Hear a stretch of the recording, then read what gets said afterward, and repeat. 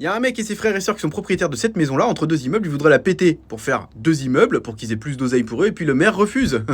Donc quel est le problème? Non seulement la villa est coincée entre deux immeubles, mais elle subit les ravages du temps. La famille Maigre a donc souhaité la démolir pour construire un immeuble de 7 étages, un pour chaque propriétaire, plus un qui serait mis en location.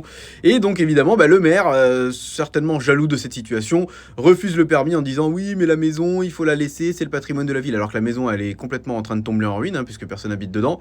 Une opération familiale, estime Monsieur Maigre, sur le front judiciaire, blablabla. Pourquoi ne pas vendre ou rénover? Mais parce que ça sert à rien. Tu es écrasé par le poids des immeubles voisins, mais aussi par celui du temps. La chimère, c'est le nom de la maison, serait une vieille dame en fin de vie, trop malade pour être sauvée ou vendue. La villa ne vaut rien.